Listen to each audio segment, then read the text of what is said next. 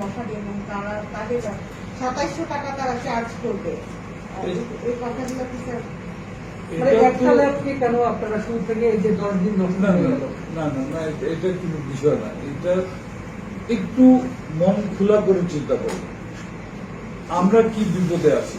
আমরা মিনস আমি শুধু আমার মন্ত্রণালয় না আমার দেশ আমরা কি বিপদে আছে এটার কারণে এই তোমার যে 4 ঘন্টা 6 ঘন্টার চক্কর যেটা আগে যে 4 ঘন্টা ছিল পরবর্তী ওনারা ইনক্রিজ করে 6 ঘন্টায় গেল। এই অবস্থায় আমরা যে কত তাড়াতাড়ি করবো একদিকে তোমার সরকারি প্রসেস যেটা আছে প্রসেসে আমি যদি একটা ভুল করি তাহলে আপনারা এখানে এসে বলবেন হয়তো মন্ত্রী সাহেব একটু নিচে টিচে এই দিন বুঝছেন তো আমাদেরকে তো কেয়ারফুল থাকতে হয়।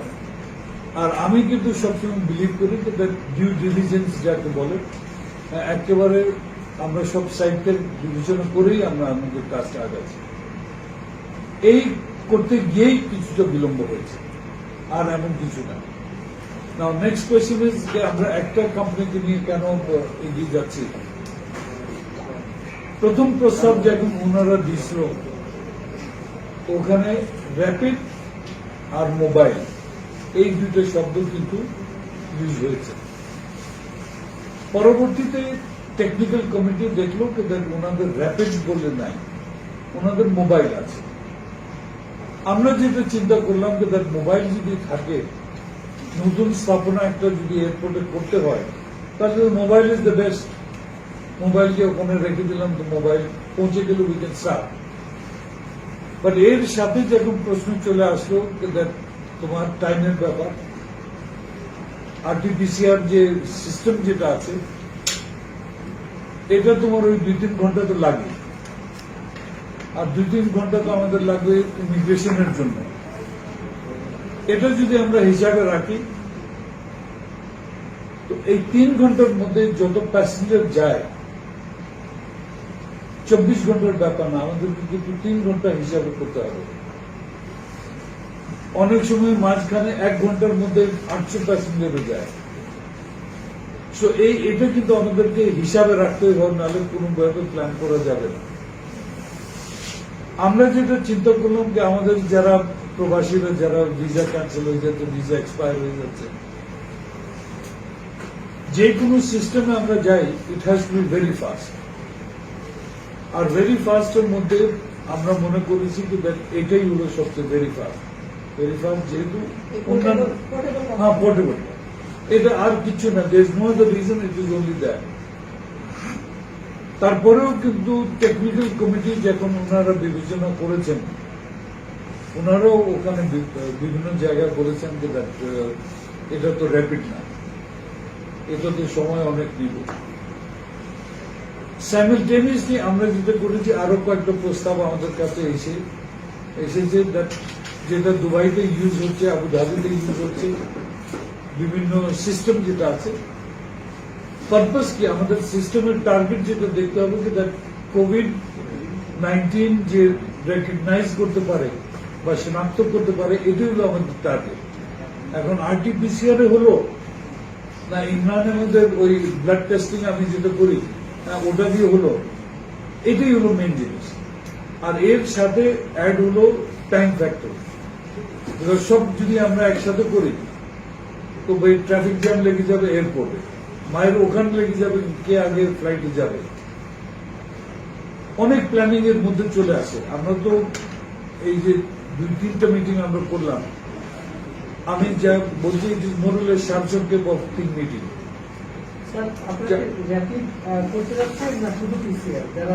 না আমাদের কিন্তু র্যাপিডই করতে হবে তো আমরা we will consider anything that is rapid. আপনি যেটা বলছেন একজন কথা শেষ হয়ে তারপর বলুন কথা দেবো জবাব দেবো। স্যার কিন্তু যে কোম্পানি ওদের তো পিসিআর র্যাপিড না ওদের যে ট্রাকটা ওটা তো হ্যাঁ পিসিআর। তো ওদের তো বাট ওদের তো মোবাইল হ্যাঁ আমি বলি ওটা তো আমি বললাম ওটা তো আপনাকে বলা লাগবে না ওটা তো টেকনিক্যাল কমিটি বলে ইট ইজ নট র্যাপিড। তাহলে স্যার ওরা কিভাবে আপনি তো র্যাপিড করতে চান। আচ্ছা ঠিক আছে আর কোন আরটিপিসিআর ধরনের এয়ারপোর্টে যদি পৌঁছায় দেয় আমাকে যেটা পারবে না আমাকে তো লজিকের ভিতরে থাকতে হবে। স্যার, তাহলে এখন 7টা কোম্পানি পারমিশন পেতে যাচ্ছে, তাই তো? নো, এটা তো আমি বলিনি, এটা আপনার ওই কথা। যে আপনি বললেন যে 7টা, 7টার মধ্যে আবেদন করেছে 7টা। ওইটা স্যার একটু বলেন যে মানে একটা না একাধিক কোম্পানি। কত কোম্পানি ওর মানে একটা হতে পারে, একাধিক হতে পারে, এটা কিন্তু ঠিক না। এটা ওই আবার হেলথ মিনিস্ট্রি ওটা ফাইনাল করবে আর জানাবে তোমার সিভিল এভিয়েশন। এই 2টা বা 3টা কোম্পানি যেটা আছে, আমি পার্সোনালি যেটা ফিল করি, যে কয়েকটা কোম্পানি আছে ওনারা বলে যে 1 ঘন্টায় করতে পারে, কেউ বলে যে 2 ঘন্টায় করতে পারে বেশি। মূল জিনিস হলো আপনি যদি সিঙ্গেল টেস্ট করেন তাহলে তো 1 মিনিটে আমি করতে পারি, কিন্তু আপনি সিঙ্গেল টেস্ট যদি করেন তাহলে 60টা করতে দিলে তো 60 মিনিট লাগবে, আর এর সাথে সেটিং মেটিং ওটার ব্যাপার চলে আসে। তো আমাদের আইডিয়া হলো যে ফ্লো থ্রু আমার প্যাসেঞ্জার যে তাড়াতাড়ি, বিকজ এটাও মনে রাখতে হবে নেগেটিভ রেজাল্ট না হওয়া পর্যন্ত এ তো এয়ারপোর্টেও ঢুকতে পারবে না, বিকজ ওকে তো ফ্লাইটে উঠতে দেবে না। সো দ্যাট ইজ ওয়াই কোথায় বসবে, কোথায় কি করবে, টেস্ট হবে, টেস্টের রেজাল্ট নিয়ে তারপরেও কিন্তু ভিতরে যাবে।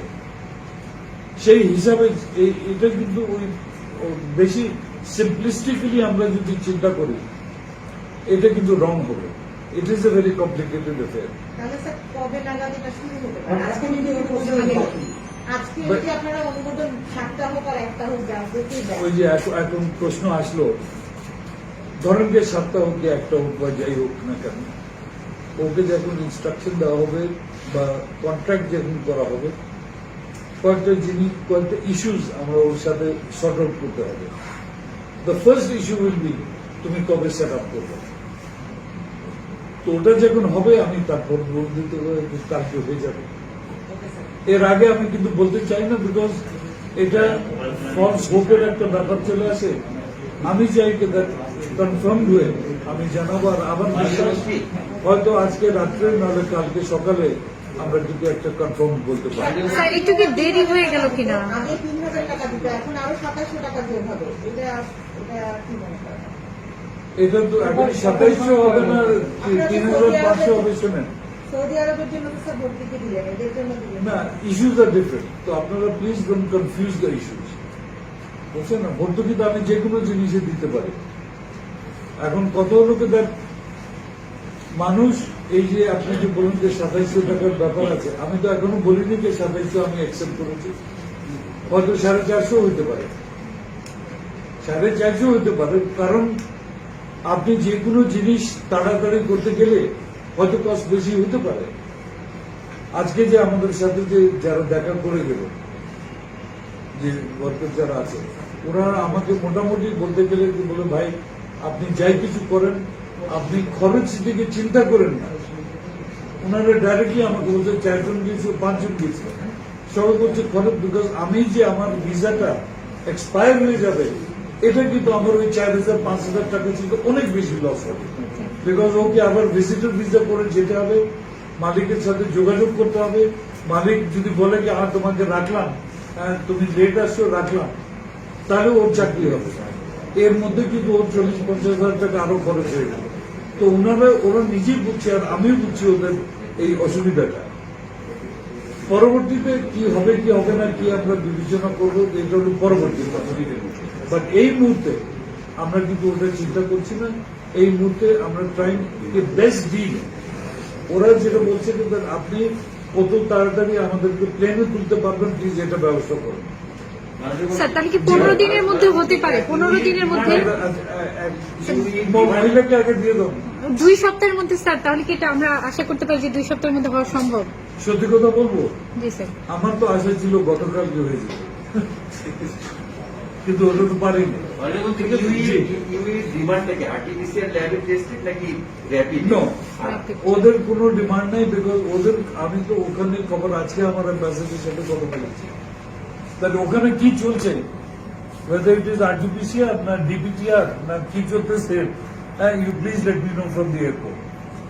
তো ওটা ওনাদের খবর দেবে। বাট আমাদের কয়েকটা যে অফার যেটা এসছে, অফার মিনস প্রস্তাব, এর মধ্যে তো ওনারা সার্টিফিকেশনও দিয়ে দিচ্ছে যে দুবাই আর আবুধাবিতে এটা ইউজ হচ্ছে। র্যাপিড বুঝছেন, তো এখন আমি কিন্তু এখানে কোনো সাইড দিচ্ছি না, আমার কথাগুলো কিন্তু র্যাপিডের মধ্যেও কিন্তু ব্যবধান আছে। র্যাপিড তোমার যদি আরটিপিসিআর তোমার 3 ঘন্টা লাগে, আর তো যে কেউ 2 ঘন্টা বলো তো ওটাও তো টেকনিক্যালি র্যাপিড, মানে তাড়াতাড়ি হবে। কেউ যদি 1 ঘন্টা বলে ওটাও র্যাপিড, কেউ যদি 15 মিনিট বলে ওটাও র্যাপিড। তো আমি তো হিসাব করতে হবে কিন্তু which is most rapid and most cost effective, এটা দুইটাকে ব্যালেন্স করে টাইমিং মানে মেন জিনিসগুলোকে মানুষ থ্রু কেমনে করবো এই হিসাবটা আমরা যদি ধরে রাখি, প্লাস এর সাথে কস্ট কত পড়বে, আমাদের চেষ্টা থাকবে। আমরা এটাও চেষ্টা করেছিলাম যে ওই তোমার ইউএইতে এমপ্লয়িজদের সাথেও আমাদের এমবেসি ওরাও নেগোসিয়েট করার চেষ্টা করেছে। তারপর আপনার